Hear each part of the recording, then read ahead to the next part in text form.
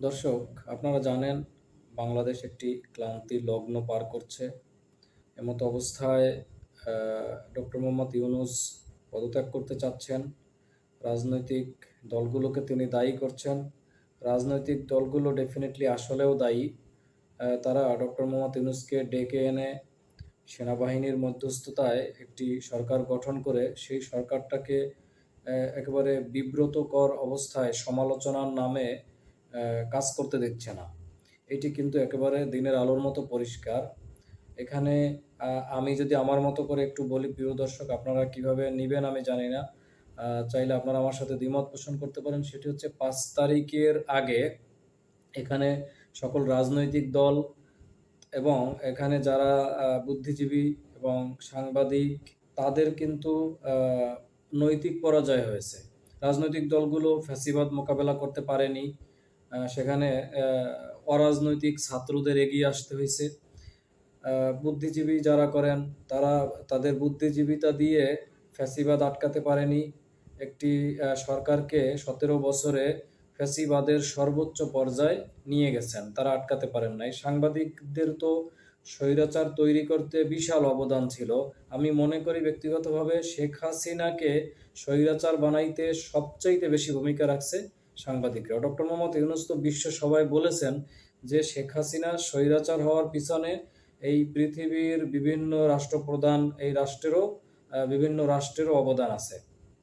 তো এই অবস্থায় তিনি যদি চলে যান, আমাদের দেশের আসলে কি অবস্থা হবে এটি আসলে কল্পনা করলে আপনারা বুঝতে পারবেন। আমরা যারা আছি আমরা তো আসলে কল্পনাটাও ঠিকভাবে করতে পারি না।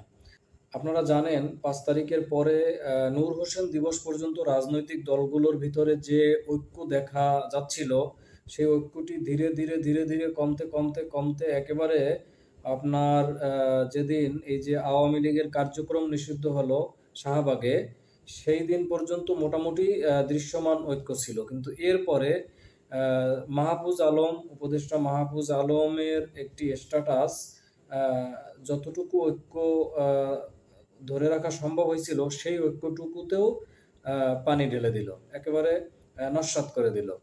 এরপরে এগিয়ে আসলো বিএনপি। তারা ঢাকা সিটি কর্পোরেশনের মেয়র হওয়ার জন্য পুরো ঢাকা শহর ব্লক করে দিল। এরপরে ঢাকা বিশ্ববিদ্যালয়ে একটি হত্যাকাণ্ড হলো। এরপর সবশেষ ডক্টর মোহাম্মদ ইউনূসের এই সরকারে ব্রেকটি মারল এনসিপি। এনসিপির গঠনটিকে আসলে আমাদের পুরনো রাজনৈতিক যে কাঠামো আছে এবং এখানে যে পুরনো বুদ্ধিজীবীরা আছে তারা ভালো চোখে দেখেনি। প্রিয় দর্শক, এই দেশে দুর্নীতি কখন ছিল না? দুর্নীতি সবসময় ছিল। আমার মনে হয় ভবিষ্যতেও এই দেশে দুর্নীতি বা চাঁদাবাজি কতটুকু কন্ট্রোল করা যাবে সেটি আসলে গবেষণার বিষয়। তো এই অবস্থায় দুর্নীতির অভিযোগ দিয়ে একটি নতুন ২ মাসের একটি দলকে, যারা নতুন দল করছে, যারা ছাত্র অবস্থায় দল করছে, তাদেরকে বিব্রতকর অবস্থায় যাদেরকে তালমাতাল করে ফেলছে, তাদেরকে লটর ভটর করে একবারে এই দলটিকে কোনোভাবে কার্যক্রমই বাস্তবায়ন করতে দিচ্ছে না। এই পুরনো বুদ্ধিজীবী যারা, পুরনো অ্যাক্টিভিজম যারা করেন, তারা বিভিন্ন রকমের তাদের সমালোচনা, যে সমালোচনার আসলে সংশোধনের উদ্দেশ্যে নয়, একেবারে তাদেরকে যুদ্ধের ময়দানে নামাইয়ে দেওয়া, প্রতিপক্ষের সাথে মুখোমুখি দাঁড় করিয়ে দেওয়ার অ্যাক্টিভিজম। অথচ দেখবেন যারা তরুণ প্রজন্ম, আগামী দিনে যারা বাংলাদেশের নেতৃত্ব দিবেন, তাদের কিন্তু এনসিপির ব্যাপারে ওই রকমের, তারা যেভাবে বলে ওইভাবে তারা বলে না। তারা এনসিপিকে ক্রিটিক করে, কিন্তু সেই ক্রিটিসিজমটা সহনশীলতার মধ্য থেকে তাদের সংশোধনের উদ্দেশ্যে কিন্তু তারা ক্রিটিসিজমটা করেন। এরকম আমি অনেকের নাম বলতে পারবো।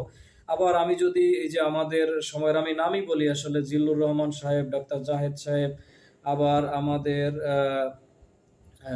আজিজুর রহমান সাহেব, নুরুল কবির সাহেব, তারা যেভাবে সমালোচনা করছেন, মনে হচ্ছে যে এই ছাত্ররা গণ অভ্যুত্থান করে একটি অন্যায় করছেন। তো এই অবস্থায় এনসিপি,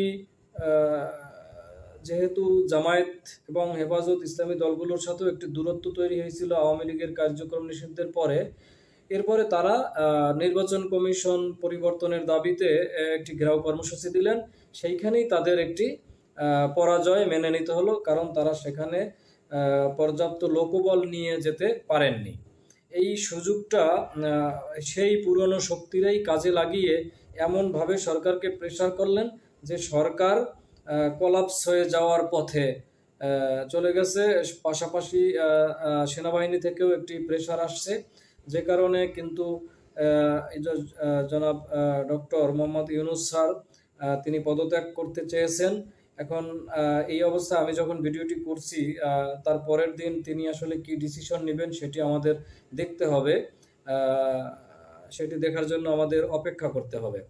তো এই যে সর্বোপরি অবস্থায় আমি আসলে আপনাদেরকে কয়েকটি কথা বলতে চাই যে এই সরকারটি ভালোভাবে ফাংশন করতে না পারার কারণ আমার ছোট্ট মাথায়, আমার এই ক্ষুদ্র জ্ঞানে যেটি মনে হয় সেটি হচ্ছে সবচাইতে বড় কারণ হচ্ছে এই যে স্বয়ং উপদেষ্টা মাহফুজ আলম এবং তৌহিদ হোসেন সাহেব যদি করিডোর এই শব্দটি তিনি মুখে না নিতেন, পরবর্তীতে কিন্তু এটি নিয়ে এভাবে আলোচনা হতো না। কারণ উপদেষ্টা পরিষদ থেকে কিন্তু পরবর্তীতে গতকাল বা তার আগের দিন খলিলুর রহমান সাহেব বলে দিয়েছেন যে এইটা নিয়ে কোনো কথা হয়নি। আর চট্টগ্রাম বন্দর নিয়েও একটি আলাপ আসছে, সেটি নিয়ে আসলে মিশ্র প্রতিক্রিয়া আছে। কেউ আসলে এটি লিজ দেওয়ার পক্ষে, আবার কেউ লিজ না দেওয়ার পক্ষে। তবে এই ধরনের সরকার, অন্তর্বর্তী সরকার, তাদের আসলে এই ধরনের কর্মকাণ্ডে যাওয়াটাও আমার মনে হয় উচিত হয় না। তাদেরকে এইসব বুদ্ধি কারা দেয় আসলে আমার বুঝে ধরে না। এরপরে আসছে হচ্ছে দাবি, প্রচুর দাবি, দাবির পরে দাবি, যত ধরনের দাবি আছে এই জগতে, পৃথিবীতে যত দাবি আছে স্বাধীনের পর থেকে এখন পর্যন্ত যত দাবি আছে, ডিপ্লোমা নার্সরা পর্যন্ত বিএসসি নার্স হওয়ার জন্য দাবিতে আন্দোলনে নামছে। এটা ইউনূস সাহেবকে ব্ল্যাকমেইল করার মতো একটি অবস্থা।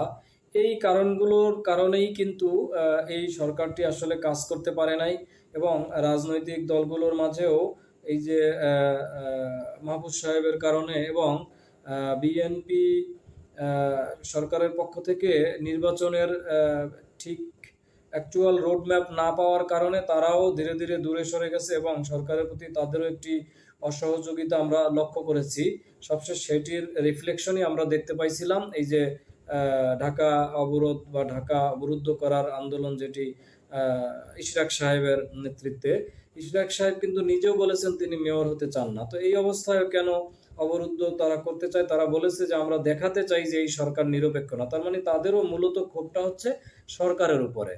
তো এই যে বিএনপি, সাংবাদিক, এক শ্রেণীর বুদ্ধিজীবী, স্বয়ং উপদেষ্টা পরিষদের কিছু লোকদের কার্যক্রম, এই সব কিছু মিলিয়ে এই সরকারটা কিন্তু তালমাতাল অবস্থায় পড়ে গেছে, তারা কাজ করতে পারছে না। এই অবস্থায় সবচাইতে দায়িত্বশীল ভূমিকা যারা পালন করছেন আমি একটু তাদের কথা বলতে চাই। তারা হচ্ছে ইসলামী দলগুলো। আপনি দেখবেন যখনই যত এই হযবরল পরিবেশ তৈরি হয় তখনই ইসলামী দলগুলো দায়িত্বশীল ভূমিকা পালন করার চেষ্টা করে। গত কয়েকদিন ধরেই জামায়াত ইসলামের আমির, আমি ভিডিওতে চেষ্টা করব তার স্ট্যাটাসটি পাশে দিয়ে দেওয়ার, তিনি আজকেও অত্যন্ত গুরুত্বপূর্ণ স্ট্যাটাস দিয়েছেন। তিনি সকল ফ্যাসিবাদ বিরোধী রাজনৈতিক দলগুলোকে ঐক্যবদ্ধ হওয়ার আহ্বান করেছেন, আল্লাহর কাছে দোয়া করেছেন, আল্লাহর কাছে সকলকে দোয়া করতে বলেছেন। তাই সে একটি অত্যন্ত দায়িত্বশীল ভূমিকা পালন করেছেন, এবং অন্যান্য ইসলামী রাজনৈতিক দলগুলোরও কিন্তু আপনি ওই রকম সমালোচনা করতে পারবেন না যে তারা সরকারকে কাজ করতে দিচ্ছে না, বা সরকারকে সরিয়ে দিতে চায়, নামিয়ে দিতে চায়, বা সরকারকে আলটিমেটাম দিতে চায়। সরকারকে সবসময় ইসলামী দলগুলো যৌক্তিক সময় দিতে চেয়েছে, সংস্কারের ব্যাপারে, নির্বাচনের ব্যাপারে যৌক্তিক সময় দিতে চেয়েছে।